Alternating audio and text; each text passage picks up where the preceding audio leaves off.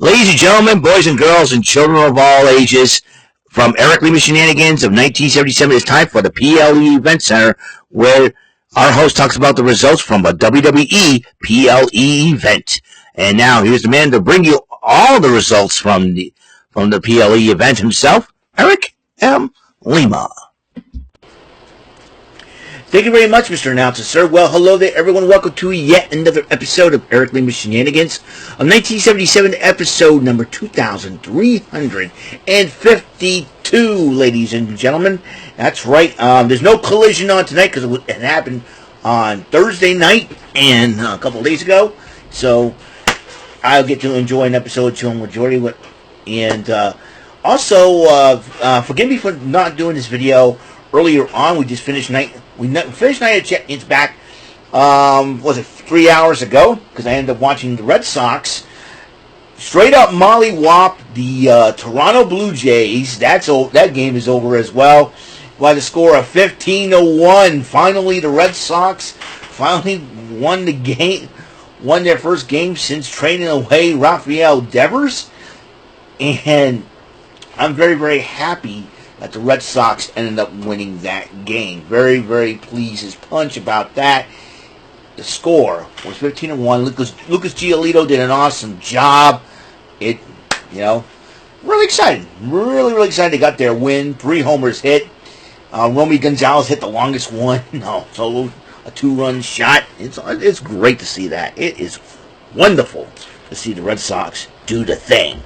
So, but also, I did everything I needed to do today. I did my laundry, took my shower this morning, did my laundry, got my lunch and everything else, and watched Night of Champions, and very, very happy. Very happy how things turned out today. It was a great, my parents came back from Maine to visit my grandparents up there in Maine, doing very well. And it was very peaceful, and so I'm very, very happy that they're back and everything else. So I'm thinking while they were gone, I take advantage of the situation, and did I ever? It was. That's why you see me all clean shaven now. Ooh, I look so pretty.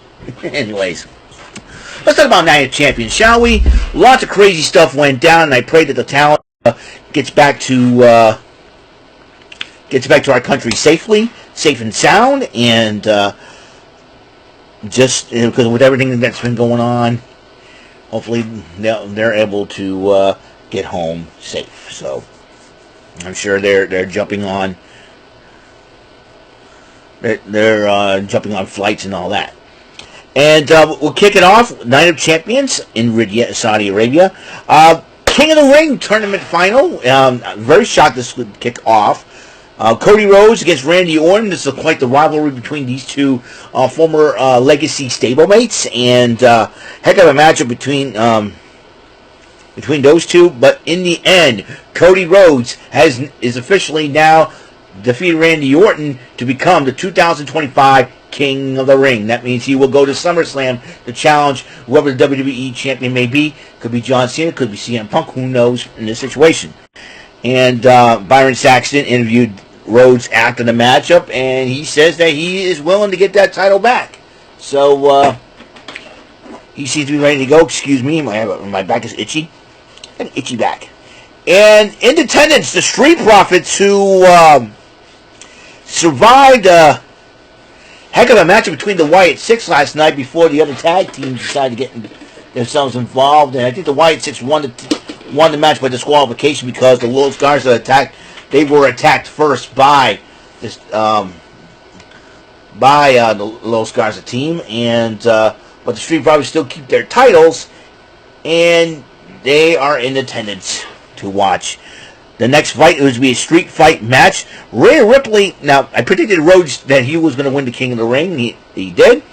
But then Rhea Ripley went against Raquel Rodriguez in a street fight. These two ladies haven't gone out. They have a lot of history with each other since their days in NXT. And even Roxanne Perez got involved in the matchup, which I predicted she would. But I did not. I thought with her involvement, you would think that Raquel Rodriguez would pick up the victory. No. Rhea Ripley does pick up the victory now. Then can she move on to face Io Sky for the Women's World title? We'll see what happens. this coming Monday night on Raw. By the way, it will be at 6 o'clock this Monday night on Raw. I think my good buddy Jody Scow's giving me a... Let's see what we got here. Oh,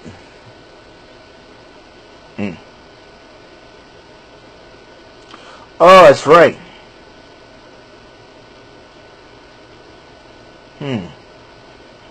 I will check that out later, Anthony. Let me just, in fact, I'll subscribe to that channel if need be.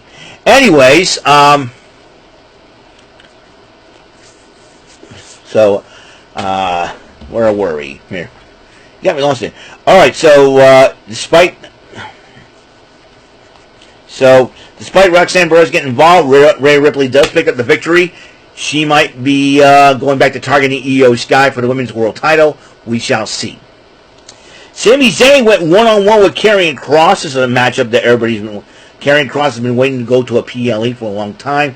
And it seems like, according to some of the posts that Karrion Kross and Scarlett has been posting, they've been enjoying their time in Riyadh, Saudi Arabia. So maybe even though Sami Zayn did defeat Karrion Kross, I was hoping Karrion Kross would pick up the victory. He was due for a victory for a long time. Sami Zayn did win the matchup, but however, I think it will probably rise up in Karrion Kross. I know my good friend Jordan says that he suggested that Karrion Kross asked for a release. Well, who knows? Karrion Kross may be working on something else, so we'll find out for sure. In attendance, Legado del Fantasma after getting involved in last night's tag team title match, but Los Garza are the current AAA World Tag Team Champions. As you know, the Red Sox. The WWE acquired AAA, and now we're talking about the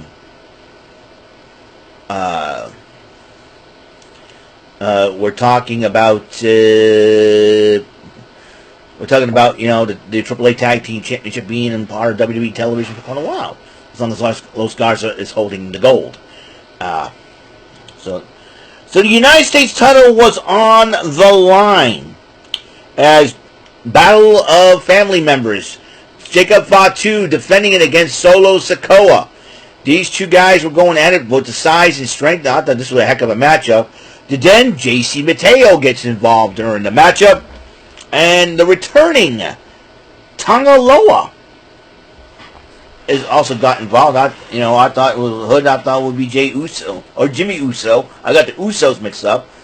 But then as Jacob Fatu fought both Mateo and Tonga Loa off, he hit the moonsault and go for the 1-2-3. Now you notice when Solo Sikoa was getting pinned, he was going like this. You see his left hand going and patting on the back. Another person grabs, referee wasn't looking, another person grabbed Jacob Fatu, and it was a big dude, and guess what? Hikuleo, wasn't mentioned by name, but Hikuleo has arrived in the WWE finally. He did work a dark match before. The Hikuleo attacked Jacob Fatu, throws him back in the ring. Solo Sikoa took advantage, hits him with a Samoan spike. 1, 2, 3. Solo Sikoa is your new United States champion. Unbelievable. So Hikuleo has arrived, and that's going to spell trouble for the SmackDown roster, because that big dude, near 7 feet tall, he's also the brother of both Tama Tonga and Tonga Loa. I'm telling you, the Tongans are taking over. I'll tell you what, you put those three, you can have the TWO, the two, Tonga World Order. Who knows? It's unbelievable. It's sort of like you...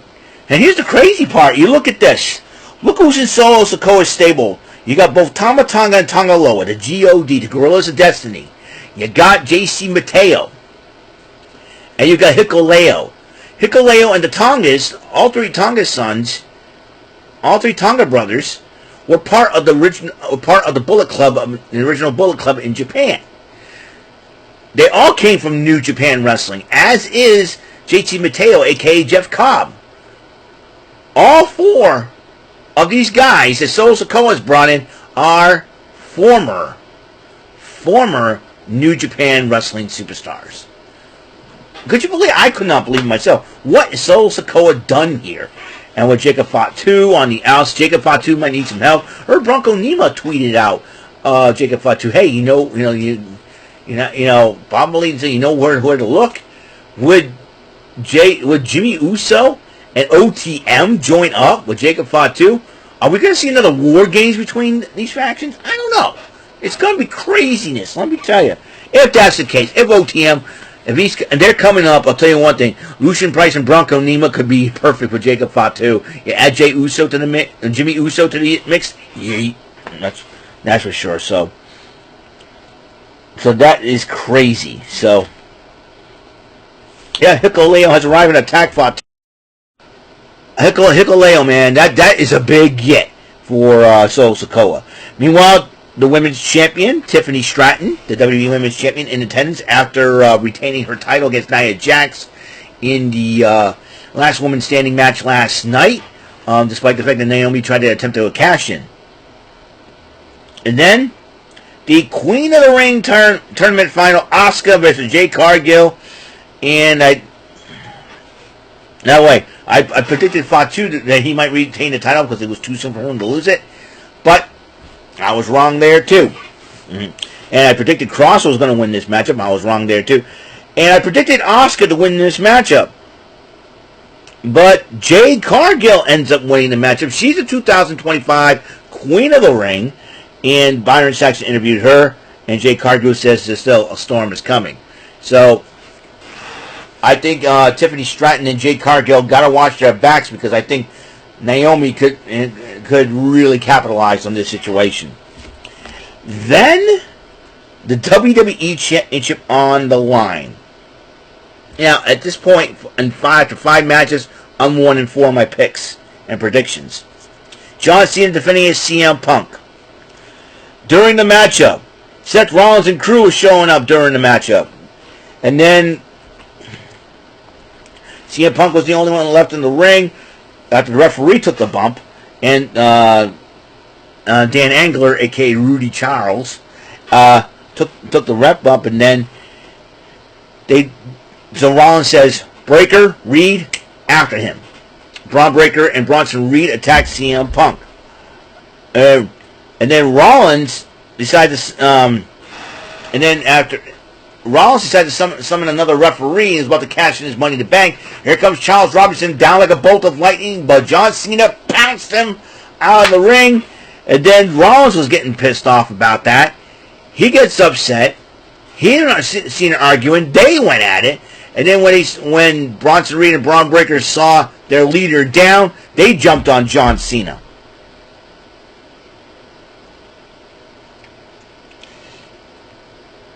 And then Braun Breaker and Bronson Reed slammed Punk to a table.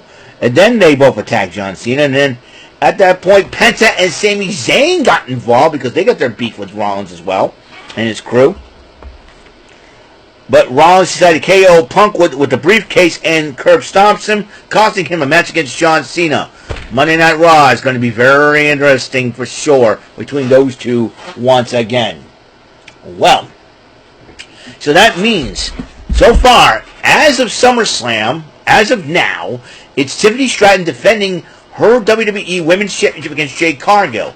So this is on the SmackDown. SmackDown's got the King and Queen of the Rings. And then Cody Rhodes, John Cena, WrestleMania rematch for the championship. So, that is it for today. Listen, no collision tonight. I'll be on with Chilling with Jordy with the rest of the crew. And I got to check out this, what Anthony sent me. And I'm going to check it out. I'm going to check this whole thing out. He's got a picture with Cedric Alexander, which I think is pretty cool. He made his return. He made his appearance on TNA Impact, so Anthony got lucky there. So I am going to wish you all a very good, day. Like I said, it's been a great day all around. Red Sox mollywopped the Blue Jays 15-1. Now the champions, not bad. I just pray that Talon gets out of there, gets us back home safe to our. And then Raw will emanate from Pittsburgh. 6 hours, not 6 hours, 6 o'clock in the evening, and then you got SmackDown going on July 4th, but it'll be just a 2-hour show. It'll be back to 2 hours starting this coming Friday. So every week. So SmackDown's back to 2 hours. See, we shall see what will happen now. So very interesting situation, to say the least. So looking forward to see what's going to happen now. The fallout from Night of Champions, as you know, coming up. Done to SummerSlam. You got Saturday night's main event. You got Great American Bash, and you got Evolution. All that on the one weekend, which is the Whalen City Festival, which is going to be a very interesting week. That's going to be a very interesting week for me because I got the Whalen City Festival. I go there, and now Thursdays and Fridays I don't go anymore, but Saturdays and Sundays I've been going a lot. So we'll see what happens. We'll see what happens on that end. It's going to be a lot of fun. I'm looking forward to it. And we got, like I said, because of the fact that usually, before I go, I want to say, now I usually do the roadside shenanigans for July 4th fireworks and all that good stuff. Unfortunately, due to the fact that the availability of the fireworks is on July 3rd, and not only that, I got Rant and Rave only one episode away from episode 300. I am not going to do the roadside shenanigans for fireworks this year, unfortunately, unless the family wants me to go. That's the only way I'll go if the family wants me to. But I got the podcast, Rant and Rave. I'm not going to do it this year. Once again, that might be a good thing. Who knows? So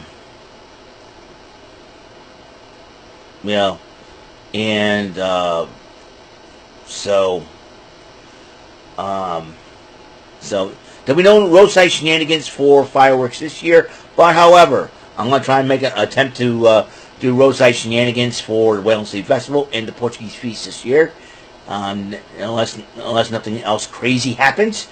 That's going to be the way it is. So that'll be what's going to go on for the summer. Summertime has arrived since last. The first full week of summer has been complete, folks. So yeah. So that's it. That's all the time we have on the show. Thank you very much for tuning in. So I will see you on the next episode of the show. Don't know what I want to do on the next episode, but we'll find out for sure, won't we? So until that next episode comes rolling around, Mr. Announcer, take us home. That is all for today's episode of the show. This is Mr. Announcer speaking for Eric Lima Shenanigans of 1977. A Big Beefy E and door for Bob Saget production, and in association with a Raving Bull for 3000 Telepictures and Distribution.